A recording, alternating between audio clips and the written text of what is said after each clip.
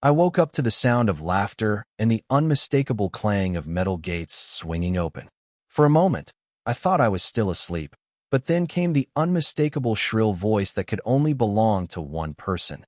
Karen, the woman who had made my life miserable ever since she took over as president of the HOA. Too bad I didn't live under the HOA's control. That fact had never seemed to matter to her.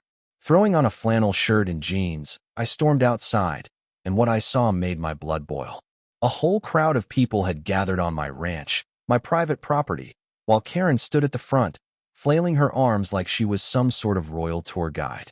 Behind her, a line of expensive horses stood ready, their riders adjusting their helmets, banners reading, HOA Equestrian Gala, flapping in the morning wind, strung up between my barn and fence posts, as if I had given anyone permission for this. "Karen," I yelled, marching toward her. "What the hell is going on?" She turned with that infuriating, smug smile, the one that always meant she was about to say something ridiculous and act like it made perfect sense. "Oh, good morning. Isn't this just wonderful? We decided to hold our community's first annual equestrian event right here on your ranch. Doesn't it bring everyone together?" I blinked, trying to process the audacity. "You decided? On my property? Without even asking?" Karen chuckled, waving a hand as if I'd just said something ridiculous. "Oh, don't be such a grump. We all know your ranch is part of the larger community, even if you refuse to pay your HOA fees." "My fair share." I stopped myself before I lost it. "Karen, this is private property. I never agreed to this.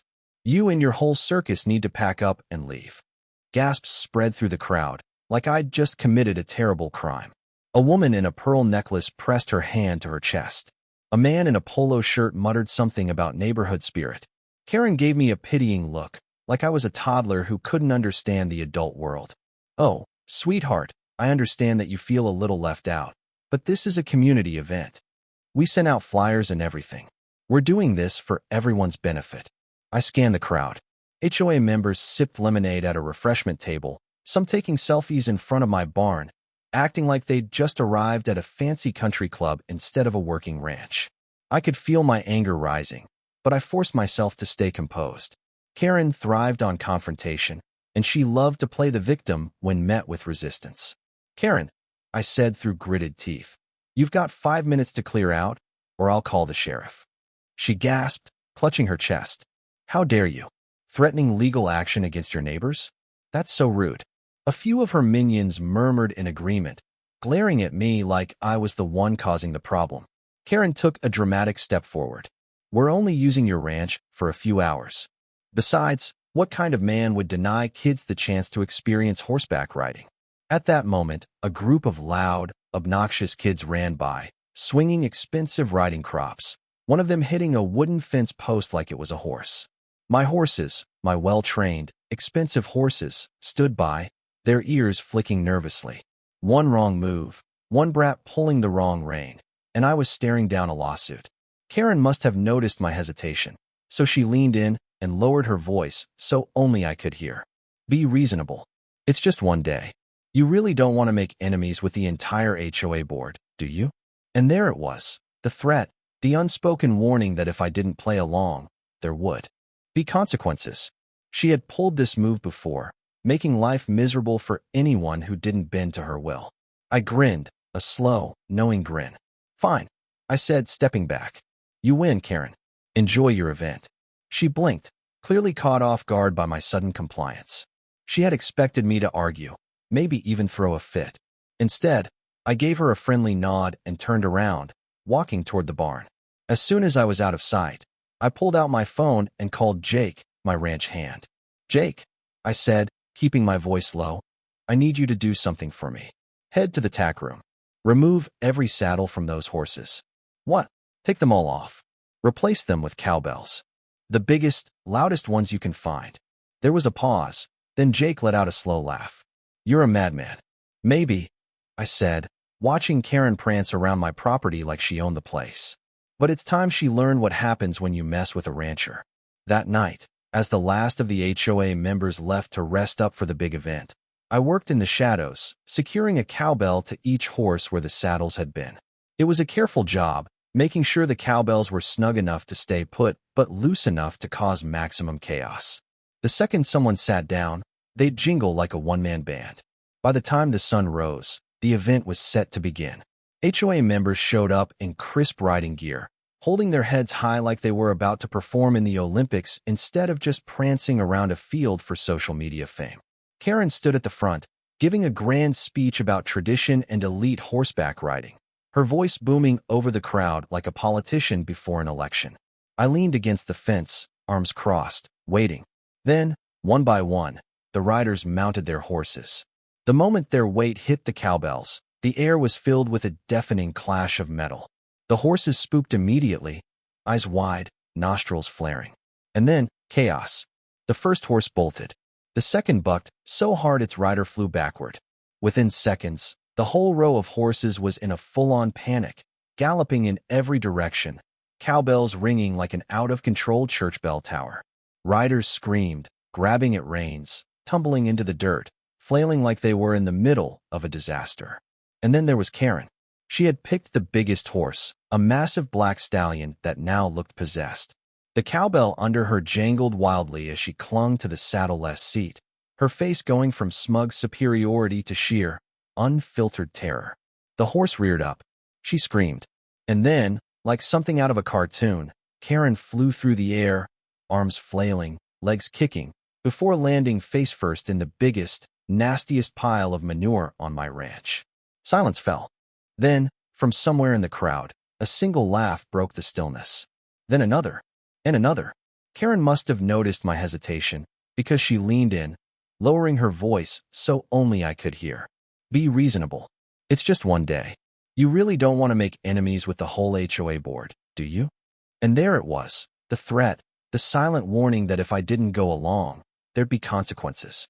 She'd done this before, making life hell for anyone who didn't give in to her. I gave her a slow, knowing smile. Fine, I said, stepping back. You win, Karen. Have a great event. She blinked, caught off guard by my sudden compliance. She expected me to argue, maybe even throw a tantrum. Instead, I gave her a friendly nod and turned, walking back toward the barn. As soon as I was out of sight, I pulled out my phone and dialed up Jake, my ranch hand. Jake, I said, keeping my voice low, I need you to do something for me. Head to the tack room. Take every saddle off those horses. What? Take them all off. Replace them with cowbells. The biggest, loudest ones you can find. There was a pause, then Jake chuckled slowly. You're a madman. Maybe, I said, watching Karen strut around my property like she owned it. But it's time she learned what happens when you mess with a rancher. That night, as the last of the HOA members left to rest up for their big event, I worked in the shadows, securing cowbells to every horse where the saddles had been.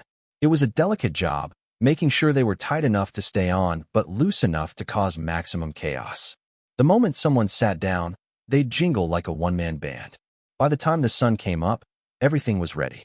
HOA members arrived, dressed in crisp riding gear, heads held high like they were about to compete in the Olympics, instead of just showing off for social media likes.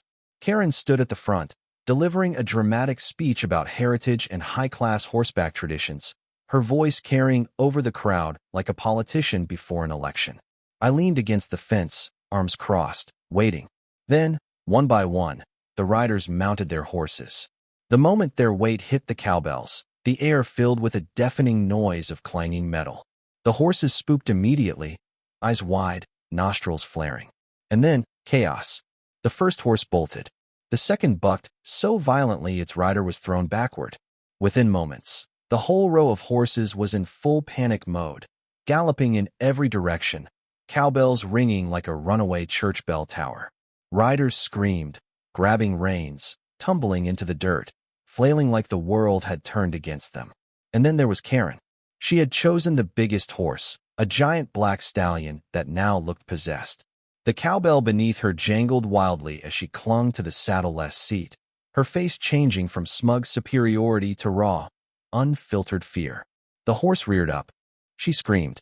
And then, like something straight out of a cartoon, Karen flew through the air, arms flailing, legs kicking, before landing face first in the biggest, nastiest pile of manure on my ranch.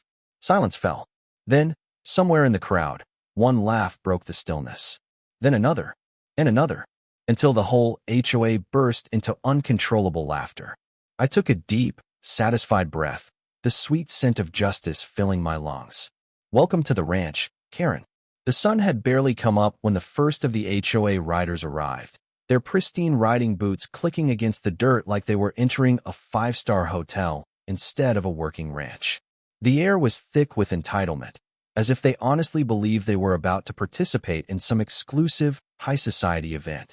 Karen stood at the front, a smug grin plastered on her face, decked out in what could only be called the most expensive and unnecessary riding outfit imaginable.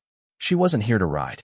She was here to be adored, to soak in the admiration of her loyal HOA followers as she played the queen of the equestrian world. I watched from a distance, pretending to be busy with one of the fences. A few HOA members shot me suspicious looks, probably expecting some kind of resistance after our argument yesterday. I smiled politely, nodding in their direction, doing my best to look like the picture of a gracious host. They had no clue what was about to happen, and that was the best part. Karen clapped her hands, drawing everyone's attention. Ladies and gentlemen, welcome to the first annual HOA Equestrian Gala. This event is not just about riding. It's about tradition, grace, and most importantly, community. She gestured dramatically, as though delivering a keynote address at a royal gathering. I want to thank everyone for their generous donations, as all proceeds will go toward future HOA events that make our neighborhood such a wonderful place to live. Applause erupted. Of course, donations. Karen never did anything without a financial incentive. I wondered how many people had handed over their money just to be part of this charade, and judging by how they hung on her every word, it was probably a lot. She motioned toward the horses, standing patiently in a line, completely unaware of the chaos that was about to unfold. Now, she announced, it's time for our riders to mount their horses and show off their skills. This will be a day to remember. Oh, Karen, I thought. You have no idea. One by one, the riders approached their horses, adjusting their helmets and saddles, or at least, where they expected their saddles to be. I saw the first sign of confusion as someone placed their hands where a saddle should have been, only to find nothing but smooth horsehide and the unexpected weight of a large metal cowbell. A woman in a designer riding jacket frowned, poking at the cowbell. Excuse me, she called out, looking around. Where are the saddles? Karen barely looked her way, waving a hand dismissively. Oh, I'm sure they're there. Just sit down and get comfortable. That was all the encouragement they needed. A few people hesitated, but Karen's approval was like a golden seal, and soon they were hoisting themselves onto their horses, back straight, noses held high. Then, the first rider sat down. The second her full weight pressed against the cowbell, a loud metallic clang echoed through the air, reverberating across the field. The horse beneath her jolted, startled by the unexpected noise, and in an instant, it bolted forward at full speed. The woman shrieked, clutching the reins as she bounced wildly, her legs flailing in a desperate attempt to stay balanced. That one horse's panic set off a chain reaction. One by one, every other rider sat down, and with each new weight came the chaotic symphony of cowbells clanging, each louder and more jarring than the last. Within moments, the entire row of horses was in a full-blown panic, running in every direction, their riders screaming as they fought to get control. It was total chaos. One rider, a guy who clearly had never been on a horse before, had his arms wrapped around the animal's neck like a kid holding onto a roller coaster. Another woman, dressed in a flawless white riding outfit, was yanked sideways as her horse veered toward the fence, sending her flying headfirst into a water trough. The horses, beyond spooked, kicked up huge clouds of dust, their hooves pounding the ground like a stampede. And then there was Karen. Karen, who had insisted on being the last one to mount, had picked the biggest, most majestic horse in the bunch, a massive black stallion that now looked more like a wild beast. With the confidence of a queen, she swung herself onto the horse, totally oblivious to the madness unfolding around her. As soon as she landed, the cowbell beneath her let out the loudest, most obnoxious clang of all. The horse reared up, letting out a powerful whinny before shooting off at an insane speed. Karen's scream was like nothing I'd ever heard before. She clung to the horse's mane, her legs kicking as she tried, and failed, to get a grip. Her perfectly styled hair whipped in the wind, and her overpriced riding jacket flapped wildly like a flag caught in a hurricane. The look of sheer terror on her face was priceless, and I made sure to savor every second. The horse tore through the middle of the event, weaving between tables and decorations, sending everything flying. A stack of lemonade cups went soaring through the air, splashing several bystanders with sticky citrus. Karen's flailing arm knocked over a catering table, scattering finger sandwiches across the dirt. And then, in a perfect stroke of fate, her wild ride took her straight toward the manure pile. For a brief moment, time seemed to slow down. Her horse jerked to the side at the last second, and Karen, barely hanging on, lost her grip entirely. She flew through the air in a graceful arc, her screams slicing through the chaos like a siren. And then, with a sickening squelch, she landed face first in the manure. Silence. The dust settled. The horses, having finally stopped their mad galloping, stood panting and trembling, their ears flicking at the lingering sounds of the cowbells. Riders groaned as they crawled out of bushes, shaking dirt from their hair. A woman in pearls was flat on her back, muttering something about never riding again. And then, someone started laughing. It was a small chuckle at first, quickly stifled. But then another person joined in. And another. Until, all at once, the entire HOA crowd burst into uncontrollable laughter, pointing at the fallen queen of their little empire as she slowly peeled herself off the manure, dripping with humiliation. Karen, for the first time in her life, was completely speechless. I stepped forward, unable to hold back my grin. "Well," I said, crossing my arms, "looks like your equestrian event was a real success." Karen's mouth opened and closed, but no words came out. She was shaking with rage, her hands balled into fists, her face turning an alarming shade of red beneath the layers of dirt and manure. Then, without another word, she turned on her heel and stomped off, the unmistakable squelching sound of her boots sinking into the mess, making it impossible for anyone to take her seriously. The HOA event was officially over, and I had won.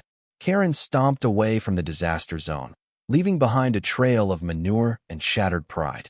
The crowd was stuck somewhere between laughter and disbelief, some people trying to help the fallen riders while others stood frozen in stunned silence. A few of the kids had totally lost all sense of decorum, pointing at her and giggling like they had just witnessed the funniest thing ever. Even the horses, now calm, seemed to be observing her with a sense of amusement, their tails flicking as if they were mocking her epic failure. I leaned against the fence, arms crossed, soaking in the moment. This woman had spent years throwing her weight around, bullying anyone who dared oppose her iron grip on the HOA. Now, here she was, covered in manure, her designer outfit ruined, her hair a tangled mess, and, worst of all, her reputation in tatters. A few of her loyal followers tried to salvage what they could. One woman in a cashmere sweater approached with a napkin, as if a single piece of paper could undo the damage. Another man, still limping from his own humiliating fall, tried to offer Karen an arm for support, but she slapped him away like an angry cat. "I will not be spoken to," Karen screeched, her voice cracking with rage. "I will not be laughed at." The statement had the exact opposite effect. Someone actually snorted. Another chuckle broke out in the crowd. Soon, more people were openly laughing, unable to hold it in any longer. Even a few of the HOA board members, the ones who had once hung on her every word, were biting their lips, their shoulders shaking as they tried to stop themselves from laughing. Karen turned, her wild eyes locking onto me, and in that moment, I knew she was about to do what she always did, blame someone else.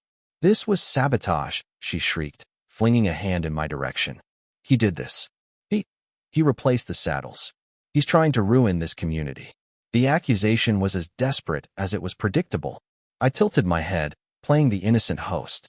"Karen," I said, keeping my voice calm, "I thought you wanted an authentic riding experience. On a real working ranch, we use cowbells all the time. Helps keep track of the animals. You lying dirty." I raised a hand before she could start another screeching tirade. "Now, Karen, I don't know what you're talking about. I didn't force anyone to sit on those horses. You planned this event. You made everyone get on those saddles. And correct me if I'm wrong, but you told everyone to just sit down and get comfortable, didn't you?" A fresh wave of laughter rippled through the crowd. Some people were nodding now, remembering how Karen had dismissed any concerns before the event started. The realization hit them like a ton of bricks. She had done this to herself. One of the men in a golf polo, still brushing dirt off his expensive slacks, muttered, "You know, she does always act like she owns everything." "Yeah," another woman said, crossing her arms. "She didn't even ask permission to use the ranch, or tell us where the money from the donations was going." A third voice chimed in. Karen spun around, her eyes wide, as she realized the tide was turning against her. Her power, built on intimidation and arrogance, was slipping through her fingers. The HOA members who had once blindly followed her were now starting to question her leadership, and it was a beautiful sight. "I did this for the community," Karen yelled, her voice cracking. "For all of you. You should be thanking me."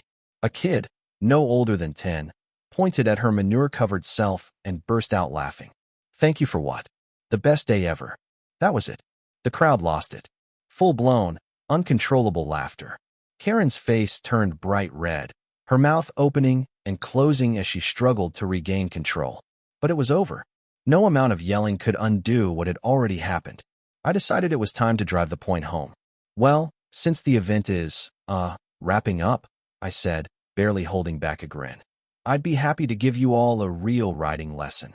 You know, for those of you who actually want to learn how to handle horses instead of just using them as props for Instagram." That hit a nerve. A few people shuffled awkwardly, clearly embarrassed. Some of them looked at Karen, waiting for her to respond. But she was frozen, eyes darting around, looking for a way to save what little was left of her reputation. A woman in a riding helmet shrugged. "Actually, that doesn't sound like a bad idea." "Yeah," another voice chimed in. "If we're going to do this, we should probably learn the right way." More people nodded. I could literally see the power shift right before my eyes. The HOA members weren't just humoring me anymore. They were starting to realize that maybe, just maybe, they didn't need Karen controlling every move they made. Karen took a shaky step forward. "No, you can't just." "I think we can," I cut in smoothly. "You know, Karen, you've had a rough day. Maybe you should sit this one out. Clean up, go home, take a nice long bath." Her eyes burned with fury, but she knew she was done. With no more words left to scream, she turned and stormed off, the squelch of manure still stuck to her boots echoing behind her with every step. As soon as she was gone, a few people actually clapped. Someone high-fived me. A guy who had spent the last 10 minutes trying to climb out of a bush shook his head and muttered, "That was better than any HOA meeting I've ever been to." I grinned, tipping my hat. Glad to be of service. By the time the dust had settled, literally and figuratively, the remaining guests started to relax. Some even took me up on my offer for real lessons, and I spent the rest of the afternoon actually teaching people how to ride properly, making sure the horses were treated with respect. No ridiculous HOA banners, no smug speeches, just people actually having fun. Karen never showed up again that day, and in the weeks that followed, word spread fast. The HOA's trust in her leadership was shaken, and people began pushing back against her absurd rules. Several members approached me privately, apologizing for how they had acted, admitting they had never liked Karen's methods, but had been too afraid to speak out. The best part came a month later when I heard through the grapevine that Karen had been voted out as HOA president. Apparently, her manure-soaked humiliation had been the final straw, and the board decided they needed someone with a little more diplomacy. To celebrate, I threw another horseback event on my ranch. This time, I invited only the people who respected my land. There were no silly HOA banners, no unnecessary speeches, and definitely no Karen. As the event was winding down, I spotted her peeking over the fence, still fuming, her arms crossed like a petulant child. I reached into my pocket, pulled out a cowbell, and rang it twice, loud and clear. Karen turned redder than I'd ever seen her. I smiled and tipped my hat. Some people never learn.